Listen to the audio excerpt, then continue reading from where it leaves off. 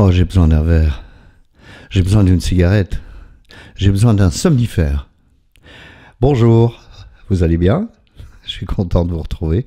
J'espère que vous allez bien. Dites-le à haute voix, hein, c'est le cérémonial, mais c'est vrai que ça fait du bien, comme ça on communique ensemble.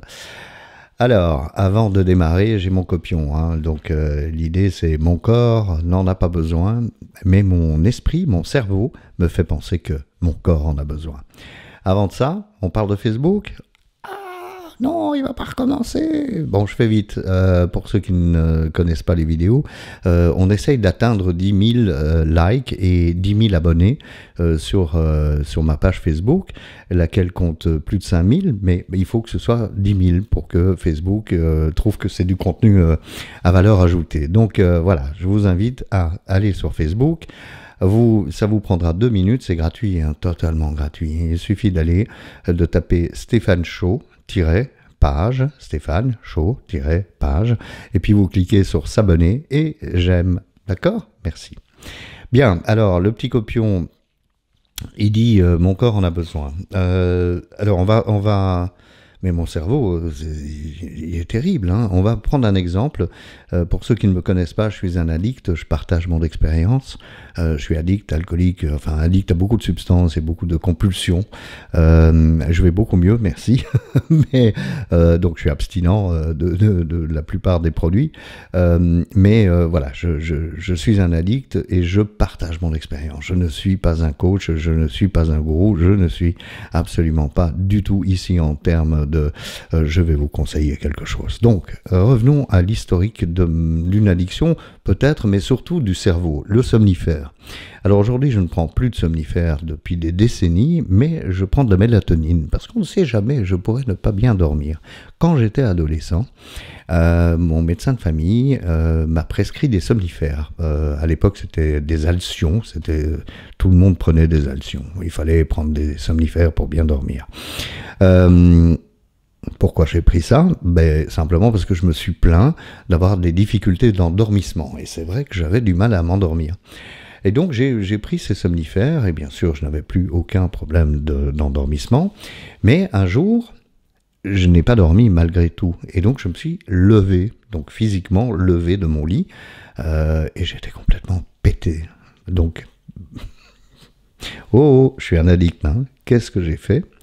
Qu'est-ce que ma tête m'a dit? Ah, c'est cool, c'est un bon moyen de se défoncer. Du coup, j'ai pris mes petits somnifères, je les ai coupés en petits morceaux, je les ai mis dans leur bouteille, hein, dans leur pot, et puis je me suis trimballé partout avec ces somnifères en soirée, et je mélangeais un somnifère avec un verre d'alcool.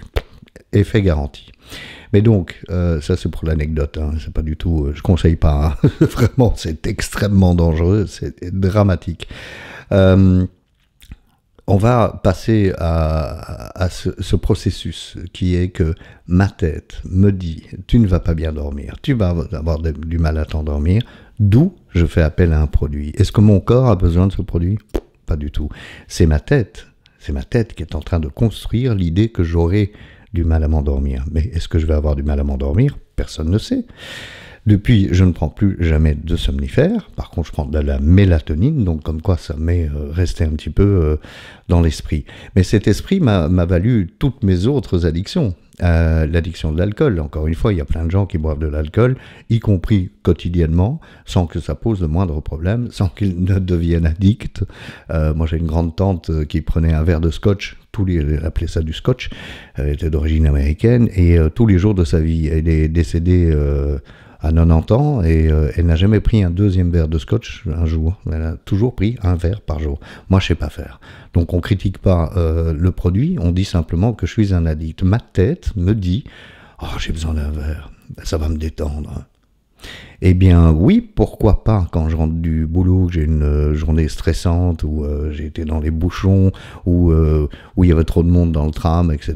Pourquoi pas prendre un verre pour se détendre? Mais ma tête, à moi, elle me dit tu en as besoin. Du coup, j'ai besoin d'un deuxième, un troisième, un quatrième, et ainsi de suite.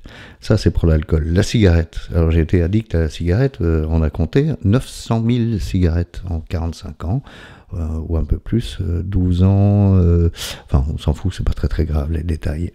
Pareil. Il y a rien. D'ailleurs, ça a été pire que tout. Et encore une fois, là, il y a plein de gens qui fument une cigarette tous les tremblements de terre et ça leur va très très bien.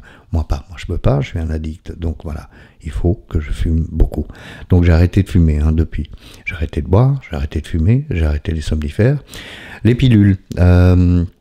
Genre benzo, oui, mais quand même, je suis un peu angoissé. Il faudrait que je prenne des trucs. Il n'y a rien de pire. C'est l'esprit, encore une fois, qui me fait penser que j'ai besoin d'un produit. Mon corps ne le réclame pas. Donc je dirais que tout ça est psychologique, mais comme j'ai aucune,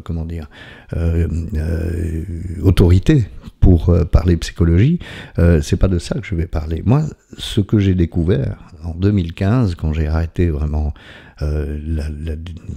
l'addiction la plus destructive que j'avais, qui était l'alcool, puisque j'ai commencé en 91 par boire un verre tous les jours, et puis ça s'est terminé en 2015, les 2-3 derniers mois, par 6 bouteilles par jour, et par boire 24 heures sur 24, et enfin bon, j'ai déjà raconté l'histoire, mais comme ça, si jamais vous ne connaissez pas, ça s'est terminé comme ça.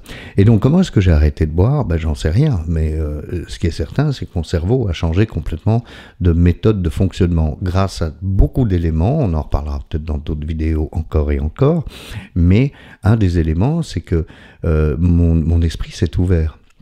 Et j'ai découvert, au moment où j'ai découvert un mouvement de rétablissement qui m'a beaucoup aidé, je le conseille volontiers, tous les mouvements de rétablissement qu'on appelle en 12 étapes, il faut pas avoir peur, il faut y aller, moi ça m'a sauvé la vie. J'ai en même temps découvert la méditation, j'ai découvert des lectures intelligentes de moines bouddhistes, tibétains, tous d'ailleurs, et ça m'a, alors je suis pas devenu bouddhiste, j'ai d'ailleurs posé la question à un moine que j'ai eu l'occasion de rencontrer, qui a écrit un bouquin qui est « Si vous m'expliquez le bouddhisme », et il m'a dit « Bon, vous méditez avec tel moine, c'est votre gourou, c'est votre professeur, vous avez tout ce dont vous avez besoin ». La méditation m'a appris une chose, c'est que ce que je pense être vrai n'est qu'un concept. Alors ça, c'est typique des Homo sapiens. Nous sommes les rois pour créer des concepts. Et donc le concept, c'est mon esprit qui le crée. Mon esprit va me créer un besoin physique. Bon, je ne dis pas qu'on n'a pas besoin, par exemple, de morphine quand on est en fin de vie, comme dans les soins palliatifs, etc. C'est pas ça que je dis. Je dis simplement que mon esprit, et c'est mon expérience, va me créer des besoins. Mais en réalité, mon corps n'en a pas du tout besoin. Donc je pense que si je peux partager cette expérience, je pense que la méditation et les lectures spirituelles m'ont appris une chose, c'est que mon cerveau est capable de me jouer les pires tours. Dans la vidéo précédente, la semaine dernière, j'en parlais aussi de ce côté changer d'esprit et voir les choses autrement. C'est, oui, faire semblant que j'y crois, et finalement que ça fonctionne. Donc voilà, j'avais envie de partager ça avec vous. Est-ce que ce n'est pas finalement dans les addictions que j'ai eues et dans les addictions que vous avez peut-être, est-ce que ce n'est pas tout bêtement mon cerveau qui me dit « tu en as besoin, ton corps en a besoin ». Est-ce que c'est pas simplement ça la solution? La solution, ce serait pas de se rendre compte, se poser 2 minutes et se dire « mais enfin, j'ai pas besoin ». Je peux boire un verre et ne pas boire la bouteille. Je peux fumer une cigarette et ne pas finir le paquet. Je peux prendre de temps en temps de la mélatonine et ne pas prendre des somnifères. Voilà, j'avais envie de partager avec vous. Moi, personnellement, j'ai la réponse. Pour moi, c'est mon cerveau qui m'emmène dans des pensées qui sont complètement débiles et loufoques. Ça, c'est ma réponse. Moi, je suis convaincu que mon cerveau est la cause, mon esprit est la cause de toutes les croyances qui sont fausses. D'où l'importance pour moi de continuer à écouter les autres. Voilà, j'avais envie de vous raconter tout ça. J'espère que ça vous a plu et je vous fixe rendez-vous la semaine prochaine et d'ici là, je vous souhaite une très très belle semaine. Merci beaucoup.